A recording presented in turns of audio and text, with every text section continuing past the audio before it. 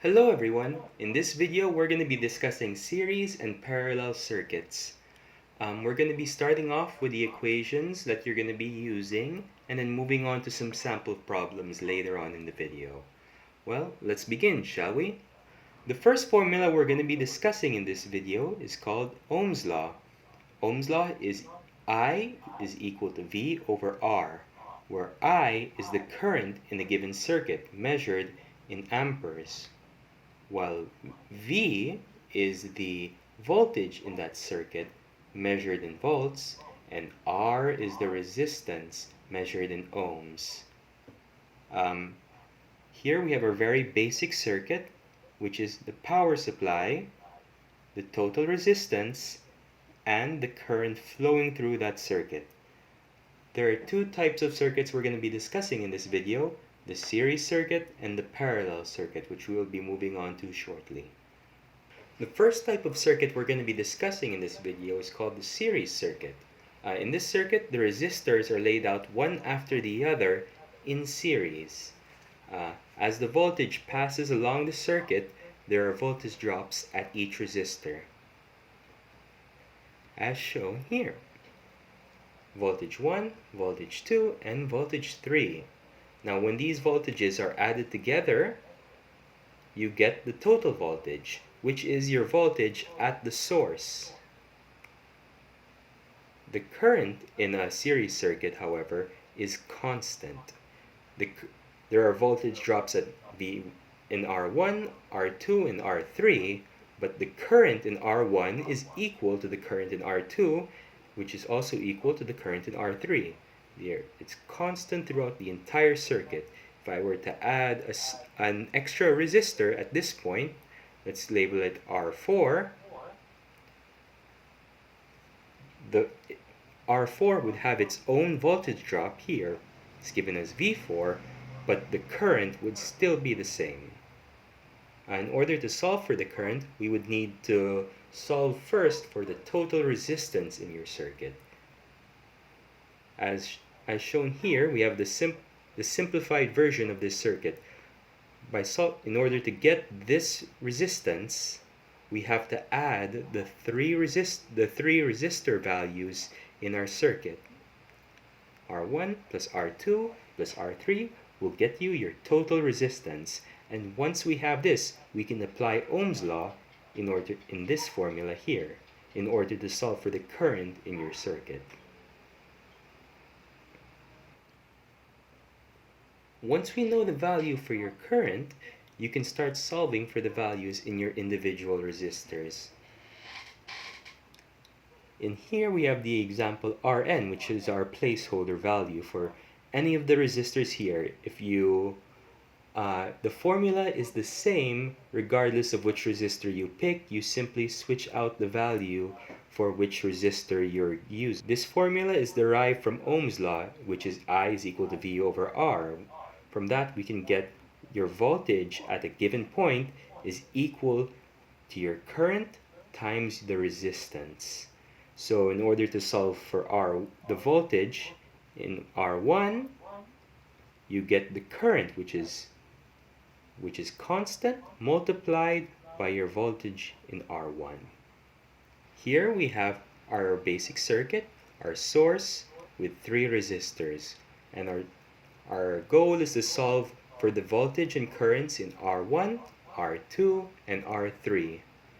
We already have our voltage source, and the resistor values of all three resistors. So next we're going to be solving for the total resistance in the circuit. In order to solve for the total resistance, as stated before, we're going to first get the values of R1, R2, and R3 and add them together. That's 1K plus 2K plus 3K in order to get 6 kilo ohms. And that will be our total resistance. And this is what our circuit will look like with the equivalent values. We have our voltage source, and then our new our new total resistance is equal to 6 kilo ohms. And our voltage is 12 volts. Next, we're going to be solving for the total current, or IT. So IT is equal to the voltage, that's 12 volts, over your resistance, which is 6 kilo ohms. By using this, we can get our result, which is 2 times 10 to the negative 2 times 10 to the negative third power amperes, or 2 milliamps. Once we have the current, we can start solving for the voltage in an individual resistor. So we have our circuit here again. We have R1, R2, and R3. Now that we know that our total current is equal to 2 milliamps, we can start solving for the voltages in each of the individual resistors. Here we have V1, which is our voltage in R1, V2, our voltage in R2, and V3, our voltage in R3. So the voltage in a given resistor is equal to the current passing through it times the resistor value. For R1, because as stated before, our current is a constant value throughout all three resistors, so our current will always equal 2 milliamps, times the resistance, which for R1 is 1 kilo ohm,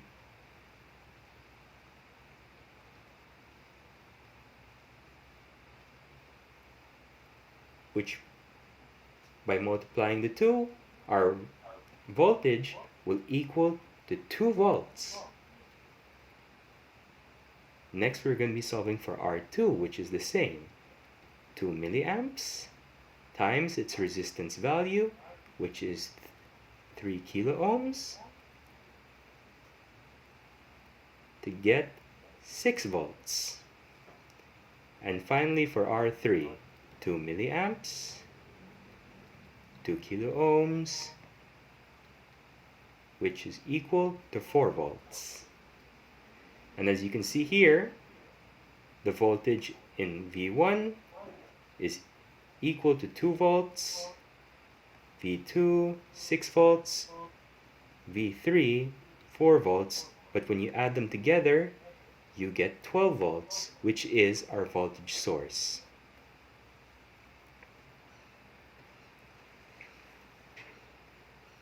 So next we have parallel circuits. So parallel circuits, unlike series circuits, the resistors are laid out in parallel to one another. In a series circuit, the current was constant throughout the entire circuit. In a parallel circuit, the voltage is constant. So if the voltage source was 5 volts, V1 would be 5 volts, V2 R1 would also have 5 volts flowing through it, R2 would have 5 volts flowing through it, and so on. The current, however, is different from the series circuit in that it is not constant. The current total is equal to the current flowing through each individual resistor combined. So as the current, instead of the voltage dividing, the current is divided between the resistors in the circuit. So you have I1, I2, and I3. And in order to solve for the total resistance of your circuit, rather than simply adding them together, you must first get the inverse values of each of your individual resistors, and then you add them together, and then once they're added together, you get the inverse value of that value, and that will equal your total resistance. And that's how you arrive at the simplified version of this circuit, which is just what we've discussed earlier. For a basic example, let's say R1, R2, and R3 all have values of 3 ohms. You have 1 over 3 ohms plus 1 over 3 ohms plus 1 over 3 ohms. When adding them together, you get 1 ohm. Then you get the inverse of that value, which is still equal to 1 ohm. And that would be your R total. As you'll notice, the total resistance is less than the individual resistors. In a parallel circuit, your R total will always be less than any of the individual resistors in your parallel circuit, because the electricity has multiple paths to flow through. The resistance for a parallel circuit is inherently lower than a series circuit. However, if let's say you added an extra wire going through here without a resistor, that value, the values of each of the other resistors would become zero, as the electricity flows through the path of least resistance. So if there is no resistance in this line, all of the electricity will pass right around each of the resistors and go through a shorted line. In a parallel circuit, instead of solving for the individual voltages in your resistor, you're going to be solving for the individual currents flowing through your resistor. So I1, I2, and I3 over here can be solved using Ohm's law again. I is equal to V over R, where R is the resistance of your individual resistor, and voltage is your voltage total, because the voltage flowing through each of the individual resistors are equal. The next formula we're going to be discussing involves two resistors in parallel, as shown in our diagram here. These are both examples of two resistors laid out in parallel, and we're going to be solving for their equivalent resistance. We already showed how to do this in our older formula. Your RTH, your equivalent resistance, is equal to the sum of the inverse values of your individual resistors raised to -1. So that's inverse of R1 plus inverse of R2 raised to -1. That's how this is our old formula, which works well for solving for multiple resistors in parallel. But if there are only two, you can simply use this equation, which is your equivalent resistance is equal to your R1 multiplied by R2 over R1 plus R2. This formula will be very useful later on once you're solving for series parallel circuits. Okay, so here's an example of a series parallel circuit. It looks very complicated right now, but we're going to be simplifying it as we move on. So in this question, we're going to be looking for the total current in this circuit. In order to solve for the total current, all we need to do is simplify what's already here. We do this by combining what we know of parallel and series circuits. The first being in a parallel circuit, if there is a short in a parallel circuit, if there is a path that is only a shorted line in your parallel circuit, the current will only flow through that shorted line rather than any other resistor in a parallel circuit.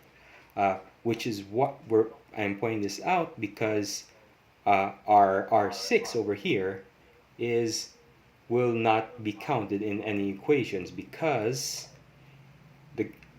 there is a shorted circuit going between it and the rest of the circuit, so no electricity will pass through it. Therefore, R6 can be excluded from the rest of the equations. Okay, so now that we know that we can exclude R6 from this circuit, we can go about simplifying the rest of the circuit. Uh, in order to do that, we need to break down this circuit into the various series and parallel circuits that make it. The first we'll start off with is this, R1 parallel to R2. Because R1 and R2 are parallel, you can make an equivalent resistor out of this, which we're going to be calling RA. And RA will equal to the 4K times 4K for R2 over R1 plus R2, which is equal to 2 kilo ohms. And that will be the value for RA, which is equal to 2 kilo ohms. So next, now that we have our equivalent circuit for R1 parallel to R2, our circuit will look like this. You have your RA, and then you have the rest of the circuit, which we're going to be addressing next.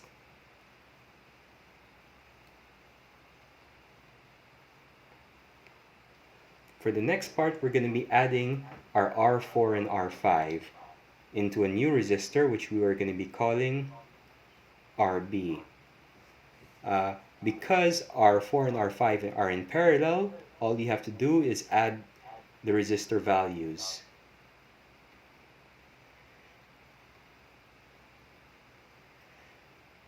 So 500 ohms plus 500 ohms means that your RB is equal to 1 kilo ohm. That's your RB. And over here, your R3 and your RB are parallel. Because they are parallel, we can solve for your next equivalent resistor, which you're going to be calling RC. So RC is equal to the parallel value of R3 and RB. So R3, which we know is 1 kilo ohm, and RB, which is also 1 kilo ohm. So you multiply over the values of your resistors, which are both 1 kilo ohm, which gets 500 ohms as a result. So now our circuit will look more like this now. You have your source, your RA,